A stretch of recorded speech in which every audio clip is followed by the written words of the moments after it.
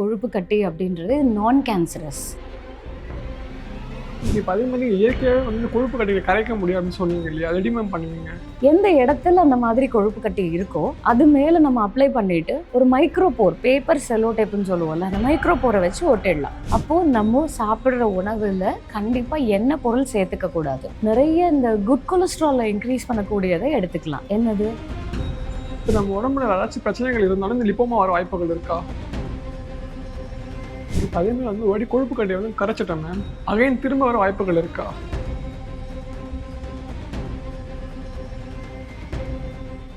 வணக்கம் and welcome to health குரு. நான் உங்கள் முரளி. ஸோ இன்றைக்கி நம்ம எங்கே இருக்கோம் அப்படின்னு பார்த்தீங்கன்னா, அரசு யோகா மற்றும் இயற்கை மருத்துவக் கல்லூரி மற்றும் மருத்துவமனை சேர்ந்த இயற்கை மருத்துவர் டாக்டர் தீபா இருக்காங்க. இன்னைக்கு இவங்ககிட்ட தான் பேச போகிறோம். அவங்க பேசலாம். வணக்கம் மேம். வணக்கம்மா. எப்படி மேம் இருக்கீங்க? நல்லா இருக்கேப்பா. Okay ma'am. இப்போ பொதுவாக நம்ம இந்த கொழுப்பு கட்டி எடுத்துக்கலாமே, ஒருத்தவங்க உடம்புல பார்த்தீங்கன்னா கொழுப்பு கட்டி இருக்கும். ஆனால் சில பேர் பார்த்து பயப்படுவாங்க, கேன்சர் கட்டியோ அப்படின்ட்டு. இந்த கொழுப்பு கட்டி எப்படி மேம் உருவாகுது?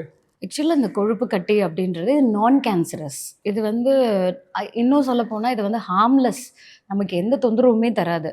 இந்த கொழுப்பு கட்டி அப்படின்றது நம்மளுடைய சருமத்துக்கும் நம்மளுடைய தசைக்கும் நடுவில் இருக்கக்கூடிய அந்த லேயரில் கொழுப்பு அப்படியே டெபாசிட் ஆகி நமக்கு அது ஒரு கட்டி மாதிரி வடிவம் கொடுக்கறது தான். இது எப்போ தொந்தரவு அப்படின்னு கேட்டிங்கன்னா, நமக்கு வந்து இந்த எலும்பு மேலே இல்லை நரம்பு அழுத்தம் கொடுக்குது, இரத்த குழாய் அழுத்தம் கொடுக்குது அப்படின்னும் போது தான் நமக்கு அது பிரச்சனையாகவே தெரியும். மற்றபடி இதோடைய டிஸ்கம்ஃபர்ட் என்ன அப்படின்னா, அது பெருசாக ஆகிட்டே போகும்போது பார்க்குறதுக்கு நமக்கு கொஞ்சம் ஒரு டிஸ்கம்ஃபர்ட்டாக ஃபீல் பண்ணுவாங்க. ரொம்ப காமனாக கழுத்து, இடுப்பு, கையில் வருது. ஸோ ரொம்ப எக்ஸ்போஸ்டான பார்ட்ஸ்லலாம் இருக்குது. இப்போ சில பேருக்கு நெத்திலெல்லாம் இருக்கும். ஸோ அந்த மாதிரி இருக்கும்போது அவங்களுக்கு அது ஒரு ஆக்வர்டாக ஃபீல் ஆகிறது தான் இருக்குமே தவிர, பட் ஹெல்த் அசார்ட்ஸான்னு கேட்டிங்கனாக்கா அதில் எந்த ஒரு பிரச்சனையுமே கிடையாது. ஆனால் இதோடைய இது சைஸ் வந்து பெருசாகிட்டே போகும்போது அது ஏதாவது உடல் உறுப்புகளை ஏதாவது கம்ப்ரெஸ் பண்ண போகும்போது தான் அது பிரச்சனையே. எக்ஸாம்பிள் இப்போ கழுத்தில் இருக்குது, இந்த கழுத்தில் வளர்ந்துக்கிட்டே இருக்குது, சாஃப்டாக இருக்குன்னா பிரச்சனை இல்லை. ஆனால் அது கழுத்தில் இருக்கிறது இங்கே இருக்கக்கூடிய அந்த மேஜர் ஆர்ட்ரியிலையோ இல்லை அங்கே இருக்கக்கூடிய நரம்புலையோ அழுத்தம் கொடுக்கும் போது அது நமக்கு தொந்தரவு கண்டிப்பாக கொடுக்கும். ஏன்னா மூளைக்கு போக வேண்டிய இரத்த ஓட்டம் கம்மியாகும். நரம்பு அழுத்தம் கொடுக்கும் போது அதோடைய செயல்பாடுனால நமக்கு வலியோ மறுத்து போகிறதோ அந்த மாதிரி பிரச்சனைகள் ஏற்படும். ஸோ அதனால் அந்த மாதிரி இருக்கிறத அது யூஸ்வலாக அதை வந்து ரிமூவ் பண்ணிடுவாங்க. பட் அது ரிமூவ் பண்ணணுமா அப்படின்னு கேட்டிங்கன்னா அது தேவையில்லை. அது அப்படியே இருந்தால் ஒன்றும் பிரச்சனை இல்லை. ஆனால் இயற்கையான முறையிலேயே இதோடைய சைஸையும் க்ரோத்தையும் கம்மி பண்ண முடியும் நம்மளால். ஆனால் அந்த கொழுப்பு கட்டி தான் உருவாகுது. இது வந்து பார்த்தீங்கன்னா ஃபஸ்ட்டு ரீசன் ஜெனட்டிக்காக, பாரம்பரியமாக, ஃபேமிலி ஹிஸ்ட்ரியில் யாருக்காவது இருக்குது, தாத்தா பாட்டி எங்கேயாவது அந்த மாதிரி ஹிஸ்ட்ரி இருக்குது அப்படின்னாக்கா வரலாம். இதில் வந்து ஸ்ட்ராங் ஃபேமிலி ஹிஸ்ட்ரி இருக்கும் போது பார்த்திங்கன்னா நிறைய இடத்துல இருக்கும். அது பார்க்குறதுக்கே ரொம்ப ஆக்வர்டாக இருக்கும். அவங்களுக்கு உடம்பு முழுக்க இருக்கிறது அங்கங்கே வீக்கமாக அந்த பாடி ஷேப்பே வந்து இர்ரெகுலராக இருக்கிற மாதிரி இருக்கும். அது அவங்களுக்கு கொஞ்சம் சங்கடமாக இருக்கும். இன்னொன்று ஏஜ் ஃபேக்டர். ஒரு 40 வயசுக்கு மேலே நமக்கு கொழுப்பு தங்கப்படும். அப்போ அது ஒரே இடத்துல அந்த மாதிரி டெபாசிட் ஆகும்போது அது நமக்கு பார்க்குறதுக்கு அப்படி இருக்கும். இது வந்து ஒரு ஸ்லோ ப்ராசஸ். ஆரம்பத்துலேருந்து ஒரு சாஃப்டான ஒரு ஸ்லோ க்ரோத்தை வந்து கொடுக்கறது. ஒரு இடத்துல கொழுப்பு அப்படியே சேர்ந்து அந்த கட்டியாக இருக்கிறது தான் வந்து லிப்போமா அப்படின்னு சொல்லுவாங்க. இது பல இடத்துல இருக்குது, நிறைய அங்கங்கே அது ஃபார்ம் ஆகிட்டே இருக்குது அப்படின்னாக்கா இது பேர் ஃபேமிலியல் லிப்போமைட்டோசிஸ்ன்னு சொல்லுவாங்க. ஸோ இது வந்து பார்த்தீங்க அப்படின்னாக்கா அப்போ அந்த மாதிரி இருக்கிறவங்களுக்கு கண்டிப்பாக நம்ம இதோடைய அடுத்த இதுக்கு போகாமல் மற்ற இடத்துல வராமல் இல்லை இருக்கிறதோடைய சைஸை கம்மி பண்ணுறதுக்கு கண்டிப்பாக நம்ம சிகிச்சை கொடுத்தே ஆகும். ஓகே. இப்போ அதே மாதிரி இயற்கையாகவே வந்து கொழுப்பு கட்டியை கரைக்க முடியும் அப்படின்னு சொன்னீங்க இல்லையா? அது எப்படி மேம் பண்ணுவீங்க? இப்போ இது வந்து உடனே ஒரே நைட்லலாம் எதுவும் சேஞ்ச் பண்ண முடியாது. பட் நம்ம டயட் வைஸாகவும் யோகா அண்ட் இயற்கை மருத்துவங்கள்லாம் நம்ம இதை ஃபாலோ பண்ணும்போது கொஞ்சம் கொஞ்சமாக அதோடைய சைஸை நம்ம கண்டிப்பாக குறைக்கலாம்.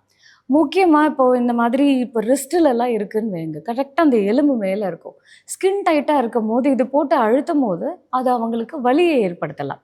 ஸோ அது நரம்பு அழுத்தும் போது தான் நமக்கு அந்த வலியே ஏற்படும். ஸோ அப்படி இருக்கும்போது நம்ம அதை கண்டிப்பாக அதை குறைச்சி தான் ஆகணும். ஸோ அப்போ அந்த மாதிரி நேரத்தில் இயற்கை மருத்துவத்தில் என்னென்ன சொல்லுவோம் அப்படின்னு கேட்டிங்கன்னா, இந்த பெரிய நெல்லிக்காய் இருக்குல்ல, அதோடைய சாறு ரெகுலராக நம்ம எடுத்துக்கிறது. விட்டமின் சி ரொம்பவே நல்லது. அதே மாதிரி எலுமிச்சப்பழ சாறும் ரொம்பவே நல்லது. அதில் அந்த எலுமிச்சப்பழத்தோடைய தோல் இருக்குல்ல, அதில் இருக்கக்கூடிய அந்த ஆக்டிவ் பயோ காம்பவுண்ட் என்ன பண்ணும் அப்படின்னா, ஃபேட்டை கொழுப்பை குறைக்கிறதுக்கு, ஃபேட் டைஜஷனை வந்து இம்ப்ரூவ் பண்ணுறதுக்கு ஹெல்ப் பண்ணும். எப்படி எடுத்துக்கலாம்? அந்த தோலை வந்து, அதாவது எலுமிச்சப்பழ சாறு எடுத்து நீங்கள் ஜூஸ் பண்ணி குடிச்சுக்கோங்க.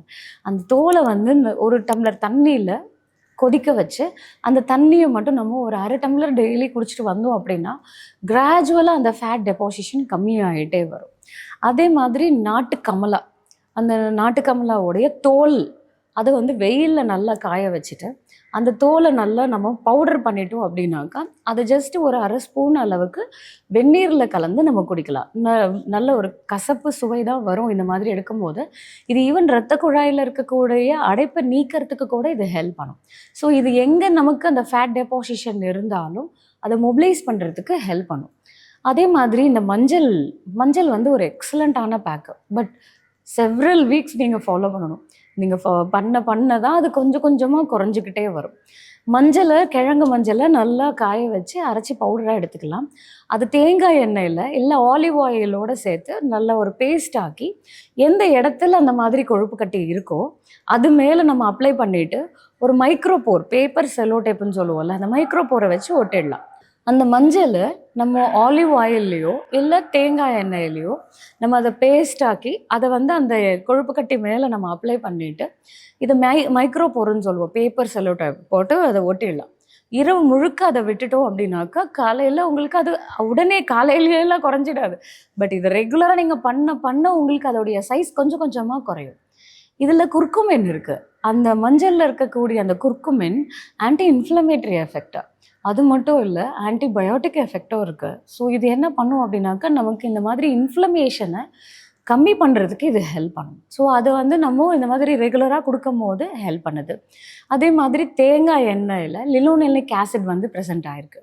ஸோ அதுவும் வந்து நமக்கு இன்ஃப்ளமேஷனை குறைக்கும். ஸோ இதை எக்ஸ்டர்னல் அப்ளிகேஷனாக கொடுக்கலாம். கேஸ்டர் ஆயில் பேக் ரொம்பவே நல்லது. கேஸ்டர் ஆயில் பேக்கை நீங்கள் 2 விதமாகவும் யூஸ் பண்ணலாம்.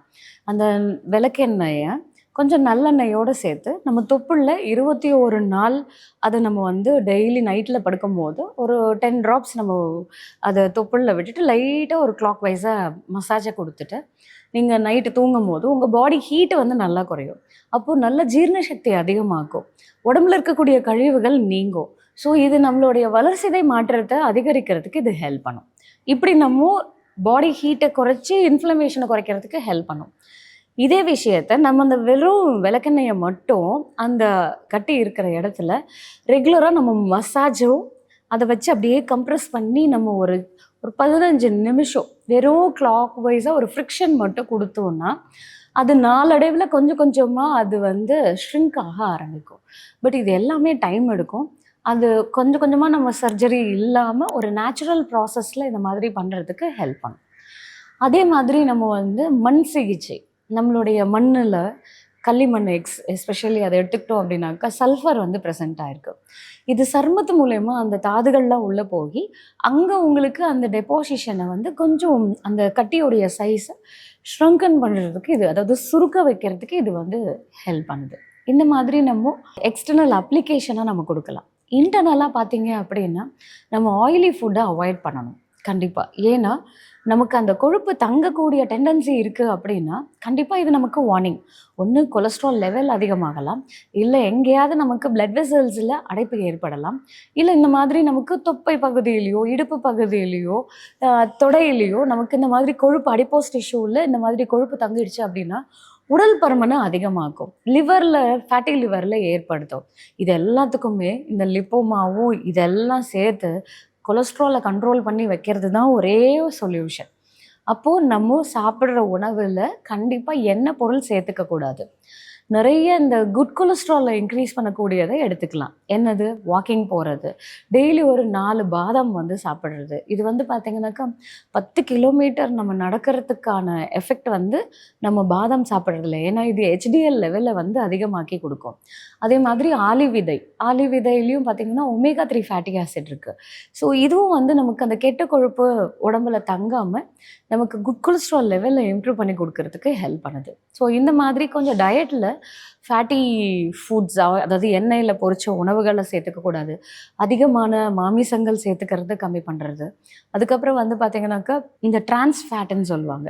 இப்போ நம்ம அதிகமாக இந்த ஜங்க் ஃபுட்ஸாக மைதா ப்ராடக்ட்ஸ் எடுக்கிறது, பொரிச்ச எண்ணெயிலே திரும்பி திரும்பி அதே ரீஹீட் பண்ணிக்கிட்டே இருக்காங்கல்ல, இந்த மாதிரி எண்ணெய் பொருட்கள் எல்லாமே கண்டிப்பாக நம்ம அவாய்ட் பண்ணோம் அப்படின்னா நமக்கு எந்த ரிஸ்க்கும் இல்லாமல் இதையும் நம்ம இந்த லிப்போமாவையும் குறைக்கிறதுக்கு இது வந்து சப்போர்ட் பண்ணும். ஓகே. இப்போ அதே மாதிரி வந்து ஒரு வாட்டி கொழுப்பு கட்டியை வந்து கரைச்சிட்டோம் மேம், அகைன் திரும்ப வர வாய்ப்புகள் இருக்கா? கண்டிப்பாக இருக்குது. ஏன்னா அவங்களுக்கு ஜெனட்டிக்காகவே அந்த மாதிரி இருக்குன்ற பட்சத்தில் வரலாம். பட் ஒன்றே ஒன்று தான் இருக்குது, அதை நம்ம நேச்சுரலாக சரி பண்ணியிருக்கோம் அப்படின்னா டயட் அண்ட் லைஃப் ஸ்டைலை நம்ம மாற்றணும் அப்படின்னா இதை திரும்பி வராமையும் நம்ம தடுக்க முடியும். ஸோ நம்ம எப்போவுமே டயட்டை கொஞ்சம் ரிஸ்ட்ரிக்டடாக இருந்தோம் அப்படின்னா இது வராமல் தடுக்கலாம். இப்போ நம்ம உடம்புல ஏதாச்சும் பிரச்சனைகள் இருந்தாலும் இந்த லிப்போமா வர வாய்ப்புகள் இருக்கா? கண்டிப்பாக. சில மெடிக்கல் கண்டிஷன்ஸ் வந்து பார்த்தீங்க அப்படின்னாக்கா அந்த கார்ட்னர்ஸ் டிசீஸ்ன்னு சொல்லுவாங்க, அண்ட் சம் ஹார்மோன் இம்பேலன்சஸ்ன்னு சொல்லுவாங்க. சில ட்ரக்ஸ் எடுக்கிறதுனாலையும் இந்த மாதிரி நம்மளுடைய மெட்டபாலிசம் அஃபெக்ட் ஆகி லிப்போமா வரதுக்கு சான்சஸ் உண்டு. ஸோ நிறைய இன்ஃபர்மேஷன் எதாவது பக்கத்தில் கேட்டீங்க. உங்கள் நேரத்தை எனக்காக ஒதுக்குனதுக்கு மிக்க நன்றி. நன்றி.